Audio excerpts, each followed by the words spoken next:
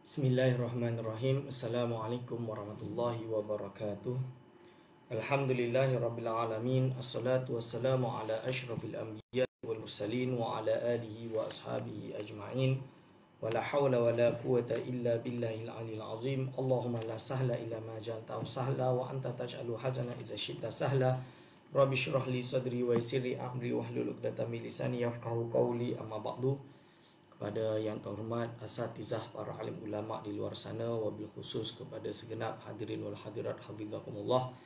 Tanpa membuang waktu lagi, kita akan meneruskan pengajian kita kitab Al-Aqidah Al-Mursyidah. Ini kitab dia, Aqidah Mursyidah karangan Ibnu Tumar, yang mana insya-Allah kita akan masuk kepada terus kepada matan. Dan untuk menjelaskan matan tersebut, saya kembali kepada syarah yang telah dikarang oleh seorang ulama. Nama syarah dia adalah Ad-Durratu Al-Mufridah, kalau tak salah kat sini, fi Syarhil Aqidatil Mursyidah, yang mana beliau ditulis oleh Abu Abdillah bin Asy-Syaikh Al-Marhum Abil Abbas Ahmad bin Ismail bin Ali Al-Amawi, urifa bi Ibn Naqash. Okey. Yang mana kitab ini dicetak di dalam Taba'ah Al-Ghunniyah atau majalah ilmiah, jurnal muhakkamah, indeks jurnal di Morocco bernama Al-Ghunniyah, yaitu yang diasaskan oleh Markas Ad-Darras atau Markas Darras bin Ismail Litakribil Madhabi wal Aqidati was-Suluki, yang berada di bawah naungan Ar-Rabitah Al-Muhammadiyah lil Ulama bil Maghrib, yaitu persatuan ulama Maghribi yang dipimpin oleh Profesor Dr. Ahmad Abadi, yang mana dalam Rabitah ini dia ada banyak markas tempat kajian yang dibiayai terus daripada Raja Maghribi yang dipanggil dengan Raja Muhammad As-Sadis hafizahullah wa ra'ahu. Jadi markas Rabitah ni saya pernah bergiat banyak dengan mereka dan saya kenal banyak pemimpin-pemimpin dia, termasuk Profesor Dr. Ahmad Abadi sendiri, dan juga markas Abil Hasan Asy'ari oleh guru saya iaitu Dr. Jamal Al-Bakhti. Dan adanya taba'ah yang ada tahqiq ini adalah suatu taba'ah yang penting atau tahqiq yang penting, kerana ini salah satu syarah yang saya banyak iktimat kerana dia paling sedap ketika dia syarah. Ada satu lagi imam bernama Allahumma salli ala sayyidina Al-Ishbili tu, siapa dia? Al-Khaffaf Al-Ishbili. Ada satu lagi, tapi kitab tersebut terlalu ringkas syarah dia sehingga saya susah untuk pakai kitab tersebut. Okey, bismillahirrahmanirrahim. Muallif berkata, i'lam, ketahuilah, arsyadanallahu wa iyyaka. Dari perkataan i'lam kita tahu di sini maksud dia mengifadah kepada ilmu. Jadi memberitahu kepada kita bahawa Allah SWT yang telah kita tahu bahawa Allah SWT yang menunjukkan kepada kita dan kepadanya dan kepada kamu, iyyaka iaitu kamu, annahu untuk mengetahui. Kita wajib tahu pertama sekali annahu yajibu ala kulli mukallafin, iaitu wajib atas sekalian mukallaf, syar'an secara syarak, ayya'lama annallaha azza wa jalla wahidun fi mulkihi, bahawa sesungguhnya wajib mengetahui, sekian mukallaf wajib mengetahui secara syarak bahawa Allah SWT itu esa di dalam kerajaannya. Jadi dalam mukadimah ini sahaja kita dapat memiliki beberapa fawaid atau beberapa faedah. Apakah beberapa faedah tersebut? Yang pertama, dalam akidah Ahlussunnah wal Jamaah, iaitu mengetahui atau mengenal Allah Subhanahu wa taala ini dihukumi wajib secara syarak taklifi. Kerana apabila kita kata wajib, wajib itu boleh wajib taklifi, boleh wajib akli. Kalau wajib akli adalah ma la yatasawwaru fil aqli, iaitu adamuhu. Akal tak boleh terima ketidakwujudan perkara tersebut. Kalau secara syar'i berarti ma yusabu bi fi'lihi wa yu'aqabu bi, yang diberi pahala bagi yang melakukannya dan mendapat siksaan kalau dia meninggalkan perkara tersebut. Jadi bila dia kata yajibu ala kulli mukallafin syar'an, berarti ini hukum taklifi. Berarti bahawa setiap orang yang mukallaf, berarti dewasa, yang dah sampai, yalah syarat mukallaf tu kita ada banyak, tak payah saya syarahkan, keluar maninya, dengan haidnya, dengan umur 15-nya, dengan khilaf dari segi tahunnya, qamariyah ke syamsiah dan lain-lain. Pembahasan tersebut tidak saya bahas, tapi saya membahas bahawa bila dia dah jadi mukallaf, apa yang wajib bagi dia? Iaitu perkara yang wajib bagi dia ayya'lama anna Allah azza wa jalla wahidun fi mulkihi. Bahawa dia kena tahu, dia kena kenal bahawa sesungguhnya Allah SWT itu esa di dalam kerajaannya. Maksud esa dalam kerajaannya apa? Esa dalam kerajaannya berarti esa di dalam af'alnya dan tadbirnya bagi alam ini. Maksud af'alnya dan tadbirnya dari segi memberi rezeki, menghidupkan, mematikan, menggerakkan, menjadikan. Allahu khalaqakum wa ma ta'malun, iaitu Allah menciptakan kamu dan apa saja yang engkau beramal dengan, yang maksudnya engkau lakukan. Tak malun, iaitu yang engkau lakukan. Maka dalam hal ini Allah SWT yang mentadbir segala-galanya. Ini yang dimaksud dengan iaitu kullu muftakirin muftakirun kullu syai'in, atau kullu muftakirun kullu ma siwahu, atau kullu ma adahu, iaitu segala sesuatu berhajat muftakirun ilaihi, kepada Allah SWT. Kerana apa? Kita tak mungkin boleh hidup melainkan Allah SWT menjadikan, membuat kita hidup. Kita tidak akan mendapat iman kecuali Allah SWT yang menganugerahkan iman tersebut. Kita tidak akan dapat melakukan banyak perkara. Bukan banyak perkara, segala sesuatu. Segala sesuatu ditadbir oleh Allah SWT sahaja. Sebab itu dalam akidah Ahlussunnah wal Jamaah Asy'ariyah, kita membahagi bahawa tauhid kepada tiga. Tauhid dari segi iaitu zatnya, fi zatihi, iaitu tidak murakkab. Yang kedua, esa tauhid dari segi sifatnya, iaitu sifat-sifat Allah yang banyak tadi. Dia tidak ada istilah iradahnya 3, iradahnya 4, tak. Qudrah dia 2, qudrah dia 3, tak. Esa. Okey. Yang ketiga, tak esa dalam af'alnya. Maksud esa dalam af'alnya, segala sesuatu semuanya adalah diciptakan oleh Allah Subhanahu wa taala semata-mata. Okey. Ini yang dia kata wahidun fi mulkihi. Hukum dia wajib. Dari sinilah ulama Ahlussunnah wal Jamaah Asy'ariyah menegaskan bahawa mengetahui akidah minimum lah. Minimum alal basatah. Alal basatah tu yang mudah, simple, itu hukum dia wajib. Kalau orang tak lakukan macam mana? Ini pembahasan yang dipanggil dengan imanul muqallid. Apakah hukum imanul muqallid? Orang yang tak faham dengan Imam Sanusi, dia akan tuduh Imam Sanusi ini sesat, mutasyaddid, mengkafirkan dan lain-lain. Kerana apa? Dalam kitab syarah Ummul Barahin, Imam Sanusi menuliskan bahawa imanul muqallid itu ghairun najin, tak selamat. Tak selamat ni basically masuk neraka lah. Padahal itu bukan pendapat muktamad dia. Imam Sanusi sebut dalam kitab-kitab dia yang lain. Setelah itu dia mensyarahkan tiga. Pertama, bagi orang yang memiliki nazar, memiliki kemampuan untuk berfikir, istilah dia akal dia cerdik lah, tak bodoh. Contoh dia, hukum dia wajib nazar dan percaya. Maksud dia apa? Dia beriman kerana ada dalil. Dia melihat alam, mestilah alamnya ada Tuhan. Siapa lagi kalau bukan Allah SWT? Dalil dia apa? Bukti dia Al-Quran. Turun kepada Nabi Muhammad SAW. Al-Quran ni tak boleh, macam mana nak langgar? Semua fakta, tidak ada satu pun yang rusak. Balaghahnya Quran tu terlalu tinggi. Ini dah dalil, dah cukup. Ini nazar. Okay.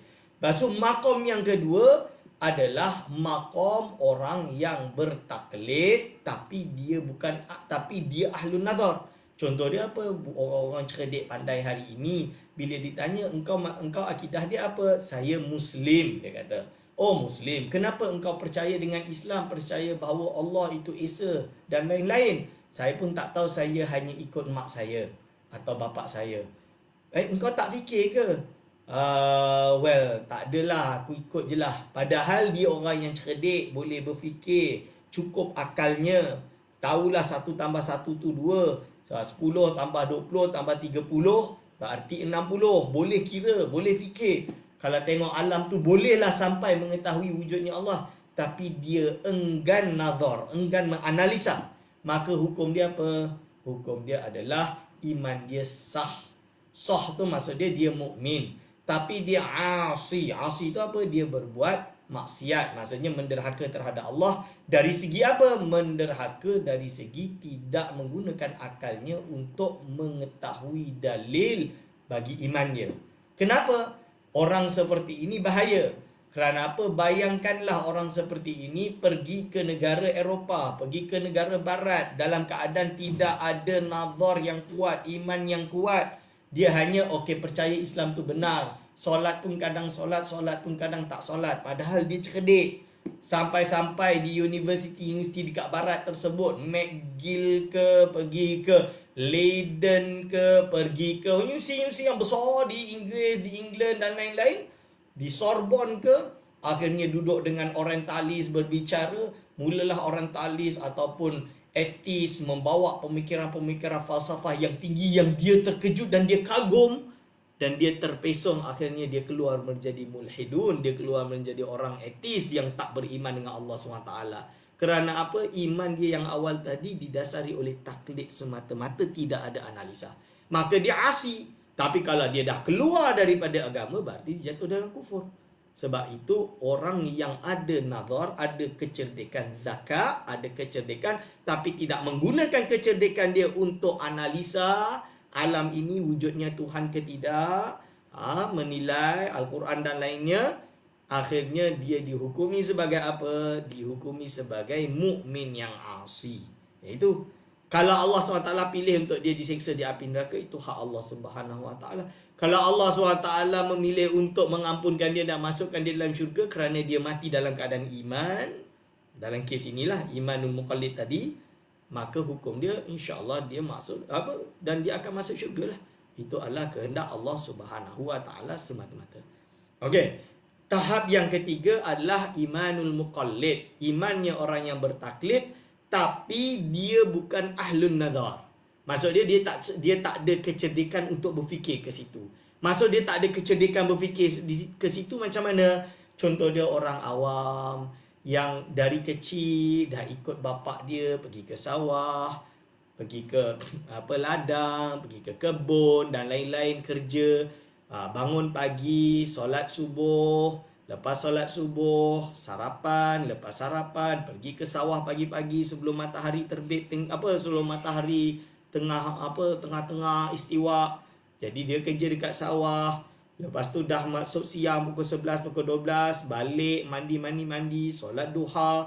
Lepas tu solat zuhur, lepas zuhur tidur, bangun asar, solat asar, masak-masak, lepas masak, makan, lepas tu maghrib, pergi ke masjid, solat maghrib, balik, rehat, masuk isyak, solat isyak, habis isyak, balik, lepas tu tidur. Contoh dia, bangun lagi pagi-pagi, solat subuh, yang mana disuruh dia tentang Allah wujud, dalil dia apa, dia tak boleh nak terfikir. Dia tak ada ahlun nazar, dia tak boleh. Atau mungkin dia memang bukan orang yang cerdik. Contoh dia, ini macam mana? Menurut ulama ahli sunnah wal jamaah di kalangan Asy'ariyah mengatakan bahawa dia ini adalah mukmin ghairu asi, iaitu mukmin yang tidak melakukan maksiat. Kerana apa? Memang itu kadar akal dia. Nak buat macam mana? Semoga Allah SWT naikkan akal dia biar tambah kuat.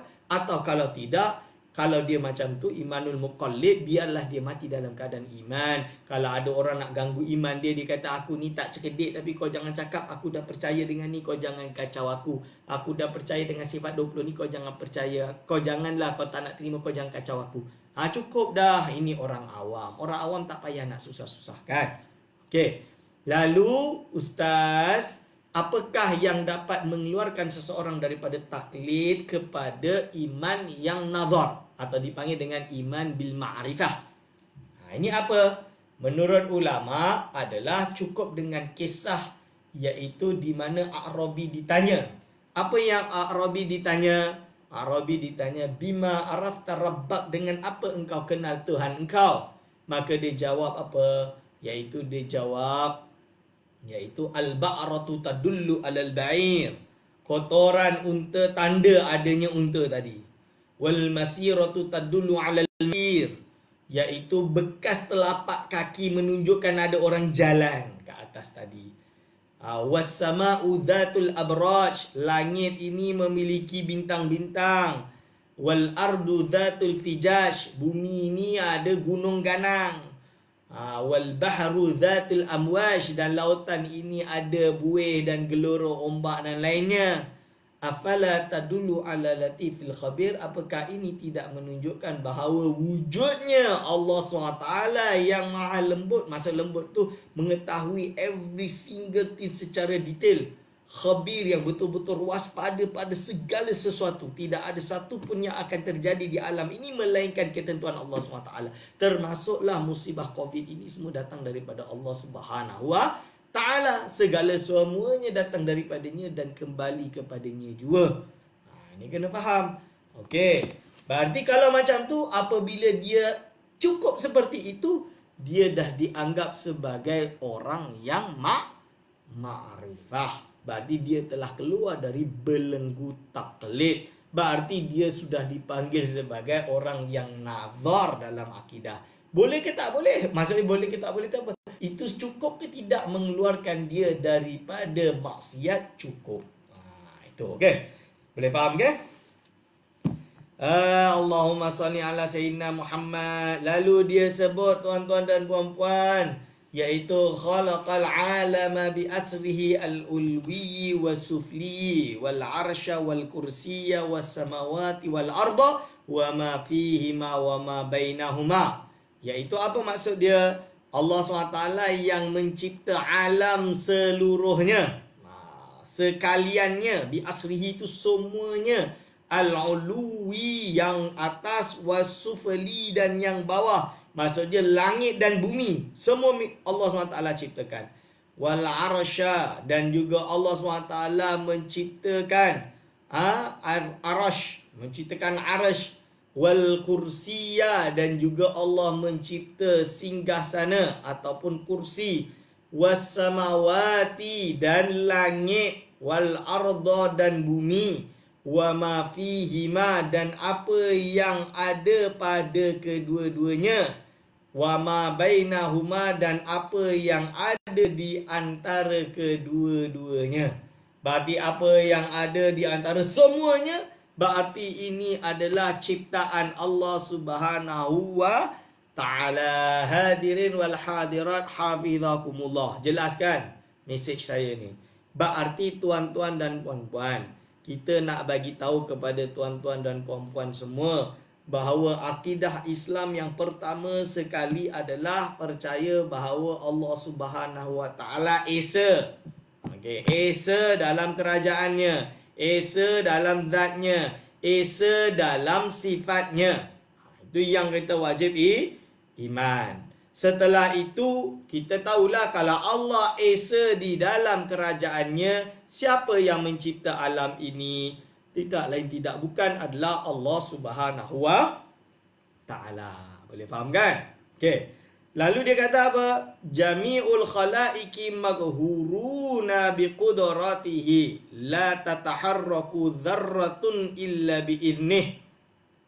Seluruh makhluk dipaksa oleh kudratnya. Maksud dia apa? Segala sesuatu yang terjadi di alam ini adalah ketentuan dan dijadikan oleh Allah Subhanahu wa Ta'ala dengan sifat kudrahnya yang qadimah. Maksud dia apa? Contoh dia macam ni tuan-tuan dan puan-puan. Allah Subhanahu wa Ta'ala ada sifat kudrah. Apakah itu sifat kudrah? Sifat kudrah adalah suatu sifatun qadimatun yata'atta atau yatayassaru biha ijadu kulli mumkinat wa i'damuha. Maksud dia apa? Sifat kudrah adalah sifat yang qadimah, yang wujud berdiri pada zat Allah Subhanahu wa taala, yang menjadi mudah bagi Allah SWT dengan sifat kudrah tadi mewujudkan segala sesuatu yang tidak ada dan meniadakan segala sesuatu yang ada. Boleh faham kan? Boleh faham. Berarti tuan-tuan dan puan-puan, diciptakan ini kerana sifat kudrah Allah SWT. Allah ciptakan. Dari tidak ada lalu ada. Alam ni dari tak ada lalu ada. Tuan-tuan dari tak ada lalu ada. Dah ada lalu tu Allah matikan tuan-tuan. Tuan-tuan pun mati. Saya pun meninggal. Akan suatu saat nanti akan meninggal. Itulah yang dipanggil dengan sifat kudrah. Berarti jami'ul khalaiki maghuruna bi kudratihi. Semuanya dipaksa oleh kudratnya. Jadi ditentukan oleh Allah SWT. Lalu nak kata, bagaimana apa yang Allah tentukan tersebut Allah jadikan dengan kudratnya? Semuanya kembali kepada sesuai iradah Allah Subhanahu wa taala dan juga sesuai dengan ilmu Allah Subhanahu wa taala. Idza arada syai'an ay yaqula lahu kun fayakun. Allah yurid, fa'alu lima yurid. Allah ni melakukan segala sesuatu yang dia kehendaki. Boleh jelaskan? Saya rasa ini dah jelas. Berarti jangan kita kata bahawa tak mungkin Allah Subhanahu wa taala menurunkan COVID ini bukan daripada Allah SWT. Allah SWT tidak akan zalim terhadap makhluknya. Jangan kata macam tu. Itu adalah golongan Mu'tazilah. Sebab itu mereka dipanggil dengan ahlul tauhid wal adli. Mereka panggil diri mereka ahlul adli. Kenapa ahlul adli? Bagi mereka yang meletakkan adil pada Allah SWT. Walhal mereka telah terpesong daripada sawa'us sabil, daripada jalan yang lurus. Kenapa terpesong dari jalan yang lurus? Kita tahu bahawa harus bagi Allah untuk memasukkan hamba-Nya yang taat ke dalam neraka. Harus bagi Allah untuk memasukkan hamba-Nya ke dalam syurga. Yang maksiat pun boleh masuk dalam syurga? Boleh. Kenapa? Itu kehendak Allah SWT. Akan tetapi kalau Allah SWT telah janji bahawa orang yang bukan Islam tidak akan masuk ke syurga sama sekali, maka takkanlah kerana apa? Innallaha la yukhliful mi'ad. Maka orang kafir mereka akan kekal di dalam api neraka selama-lamanya. Ini jelas. Jadi Allah memasukkan hamba-Nya ke dalam syurga kerana rahmat-Nya, memasukkan hamba-Nya ke dalam neraka kerana keadilan-Nya. Ustaz, tak logik lah. Tak logik macam saya sebut, seorang pelukis. Kalau dia lukis, lalu dia rasa tak puas hati dengan lukisan dia, dia ambil kerunyuk-kerunyuk, lempar dalam tong sampah. Adil ke tak adil? Kenapa tidak adil? Itu kertas dia, lukisan dia, dia nak buang tong sampah, terserah dia. Samalah dengan Allah Subhanahu wa taala. Berarti jami'ul khalaiki maghuruna bi qudratihi. Ini jelas tuan-tuan dan puan-puan. La tataharraku dzarratun illa bi iznih. Tidak akan bergerak walau sebiji jagung kecuali dengan izinnya. Sebiji agung zarrah, walau sebiji agung tidak akan bergerak melainkan dengan izinnya. Maka Allah turunkan balak COVID ini kerana kehendak dan keizinan dia. Lalu apakah kita ketika terkena dengan COVID ini kita ingin memaki Allah Subhanahu wa taala? Tak. Kita kena apa? Muhasabah diri. Cuba bersihkan hati, sentiasa husnuzan dengan Allah Subhanahu wa taala. Apa yang dimasukkan dengan husnuzan dengan Allah Subhanahu wa taala? Sentiasa bersangka baik dengan Allah Subhanahu wa taala. Kerana dia melakukan sesuatu semuanya adalah kerana kebijaksanaannya. Dia yang lebih tahu. Siapa tahu dengan kenanya COVID ini, kita umat Islam tambah muhasabah diri. Dah tak ada nak sombong-sombong dengan orang lain. Tak ada nak takabur. Tak ada nak menghina orang lain. Merasakan kesusahan. Bayangkan yang selama ni kita ingat Malaysia dah gah dan hebat negara lain. ini sangat hebat, itu hebat, ternyata lumpuh dengan virus musuh yang kita tak nampak dengan mata kita. Inilah timenya kita muhasabah, jangan sombong sangat. Jangan sombong sangat. Tak kisahlah negara mana, macam Amerika ke, yang negara superpower pun ternyata boleh lumpuh dengan virus musuh yang tak nampak. Nak lawan macam mana pun dah tak boleh dah. Nak lawan macam mana lagi? Ada nuklear pun tak boleh nak lawan dah. Ini contoh dia. Ini mungkin salah satu hikmah. Saya tak kata inilah hikmah dia. Tak. Maksud dia mungkin salah satu hikmah. Wallahualam, kita tugas sebagai makhluk untuk melihat dan sedar, bersentiasa ingatkan diri. Hasibu anfusakum qabla an tuhasabu. Laisa ma'ahu mudabbirun fil khalqi wala syarikun fil mulki. Tidak ada zat yang bersama dengannya dalam mentadbir sekalian makhluk. Tak ada zat lain yang boleh bersamanya mentadbir sekalian makhluk. Tak ada. Wala syarikun fil mulki. Tidak pula ada sekutu dalam kerajaannya. Pertama sekali, laisa ma'ahu mudabbirun fil khalqi. Ini seperti yang saya sebut, dia adalah tauhid af'al. Segala sesuatu yang terjadi di alam ini adalah hasil dari kehendak dan iradah Allah Subhanahu wa taala. Maksud dia, jadi Allah yang memilih seperti itu dan berkehendak seperti itu, dan dia yang melakukan seperti ini. Ini kena faham. Okey. Lalu dia sebut apa? Wala syarikun fil mulki. Tidak ada sekutu di dalam kerajaan Allah Subhanahu wa taala. Maksud dia Allah Subhanahu wa taala ini esa. Dia tak boleh ada abang, ada adik, ada yang sama dengannya. Sebab itu ulama menafikan kumum as-sittah atau 6 kam. Yang pertama, nafyul kam muttasil fi dzat. Kita tak boleh kata Allah SWT ini terkandung bagi zatnya beberapa jauhar, beberapa zat atau zawat-zawat yang banyak. Tak boleh. Sebab itulah kita menafikan Allah SWT ada anggota tangan, kepala dan kaki, kerana seolah-olah Allah SWT terbina daripada beberapa zat. Dan ini mustahil bagi Allah SWT. Semoga Allah membersihkan segala perkara yang syirik. Okey. Yang kedua, dia kena nafyul kam munfasil fi dzat. Allah SWT dibersihkan daripada jumlah atau multiple di dalam zat yang munfasil. Berarti kita tak boleh kata ada orang yang sama dengan Allah Subhanahu wa taala, seperti golongan Nasara yang mengatakan bahawa golongan Nasara mengatakan bahawa Nabi Isa alaihissalam itu adalah Tuhan, anak Tuhan. Berarti ada 2 atau 3 Tuhan. Ini mustahil, tidak mungkin terjadi. Lau kana fihima alihatun illallah la fasadata. Pegang ayat tersebut. Yang ketiga, iaitu Allah dibersihkan dari segi kam, nafyul kam muttasil fis sifat. Kita tak boleh kata bahawa Allah Subhanahu wa taala sifat kudrahnya 2, 3 atau 4. Begitu juga nafyul kam munfasil fis sifat. Seperti kita tak boleh kata ada makhluk di alam ini yang mana kekuatan dia sama dengan kekuatan dengan sifat Allah SWT. Sama dia sama dengan sama Allah SWT. Ini tak boleh, mustahil.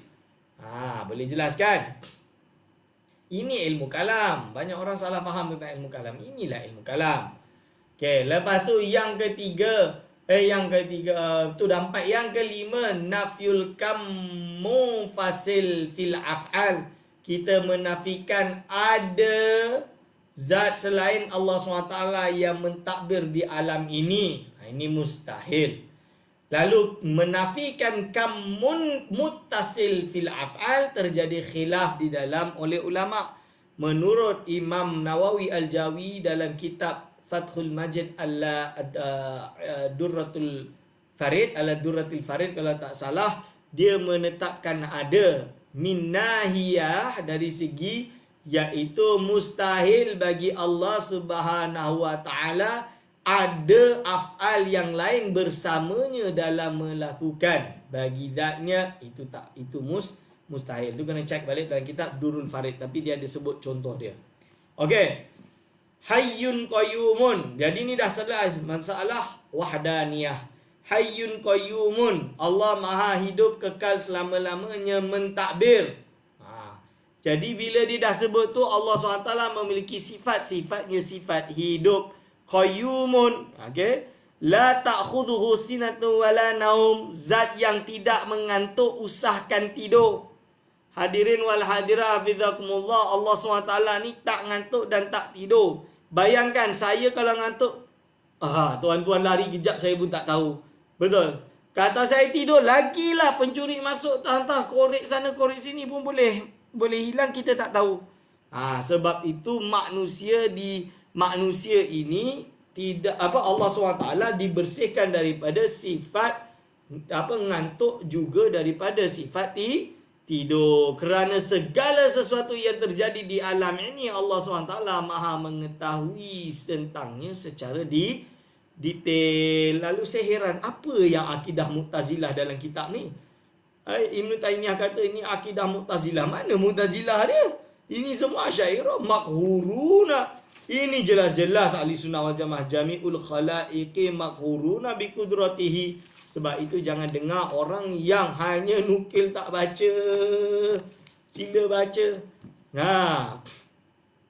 Telah sampai kepada saya pagi ini bahawa ada orang yang mencaci maki saya kerana mengajarkan kitab Akidah Mursyidah.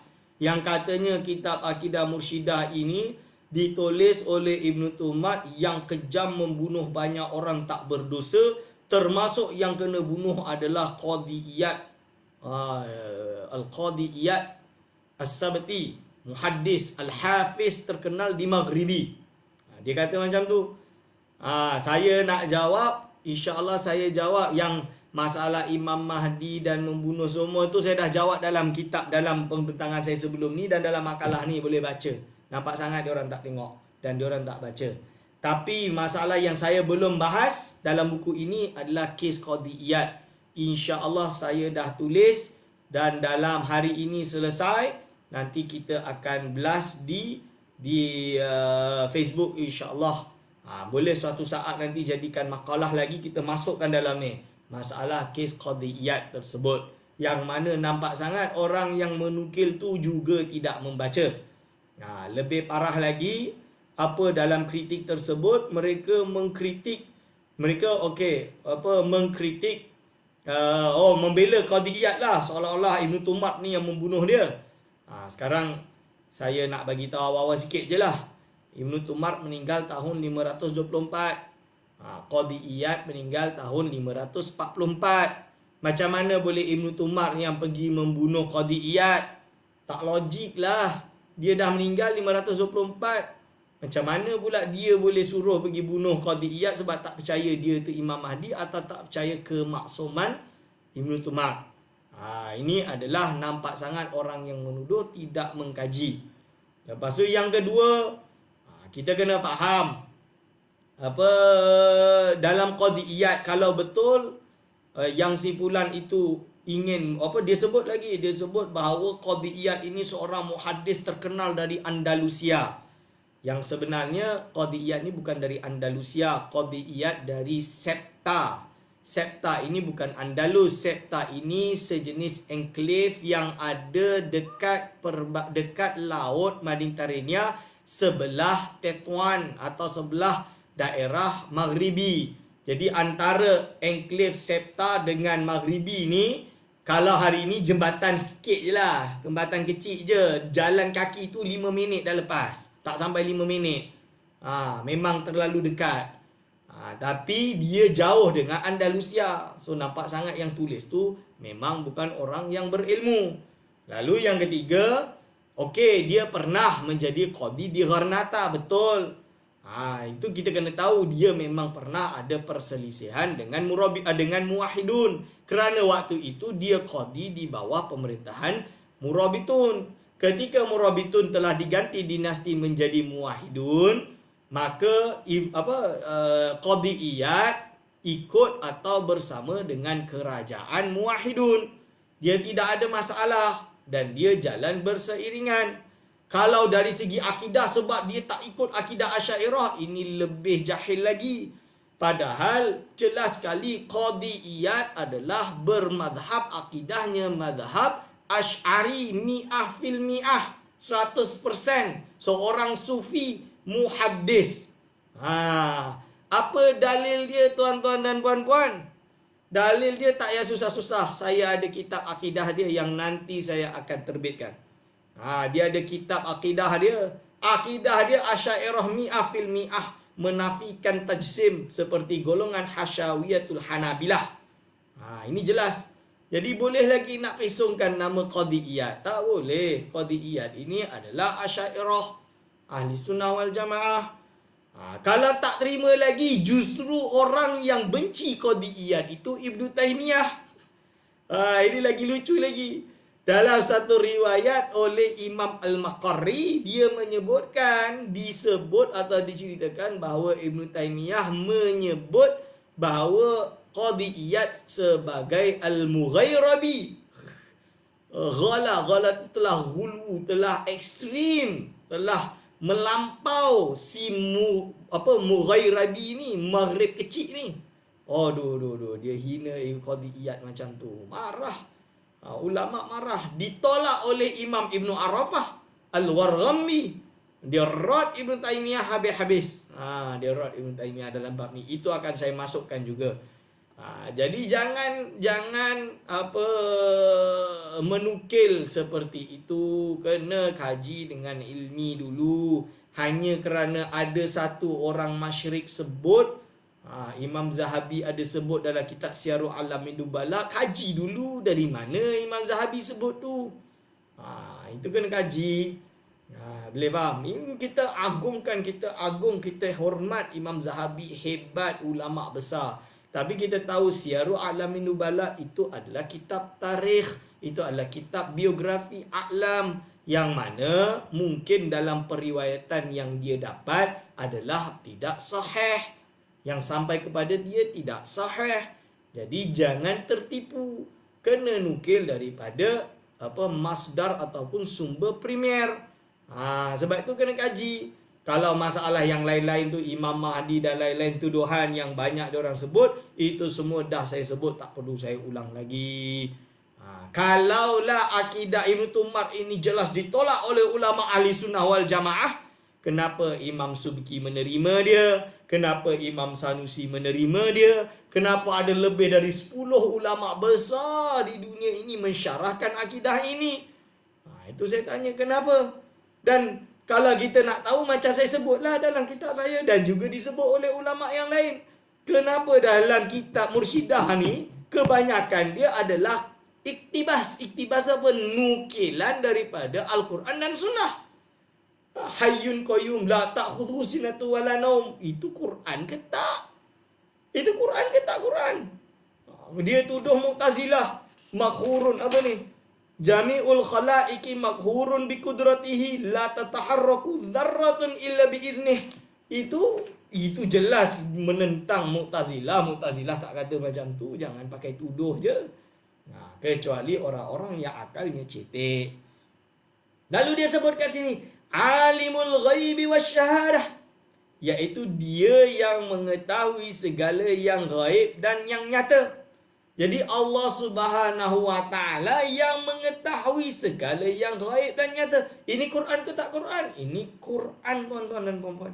La yakhfa alaihi syai'un fil ardi wala fis sama.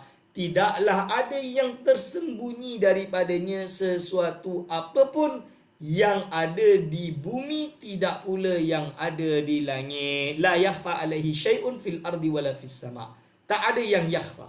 Semuanya Allah SWT Maha mengetahui. Hatta apa yang menjadi dalam isi hati, tuan-tuan, ini termasuk al-ghaib. Tak nampak, saya tak nampak, bukan syahadah, tak boleh dilihat.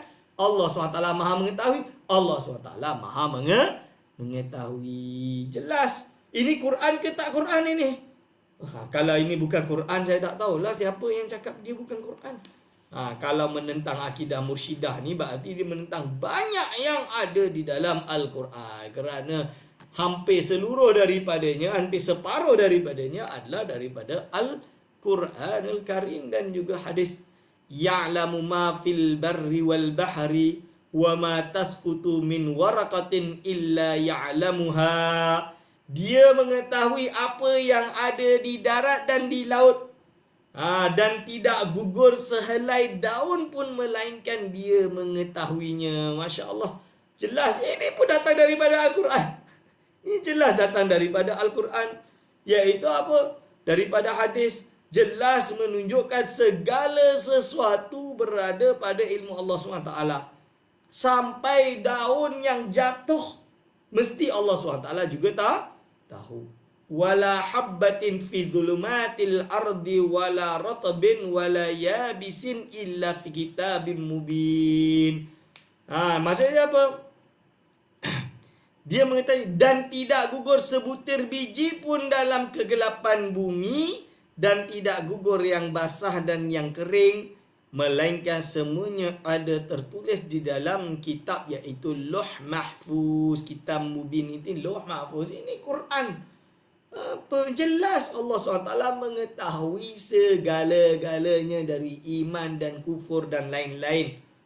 Sesuai iradahnya Allah SWT dengan sifat iradahnya, dia berkehendaki sesuai dengan ilmunya. Yang mana ini khilaf. Ada yang kata ilmu iradah atau iradah ilmu. Kedua-duanya qadim. Ya qadim, tapi kira tartib dia. Sebab itu kita panggil martabat tu bukan tartib. Dia datang, lepas tu datang ini berarti ini dulu, ini setelah, berarti ini qadim, ini hadis. Bukan.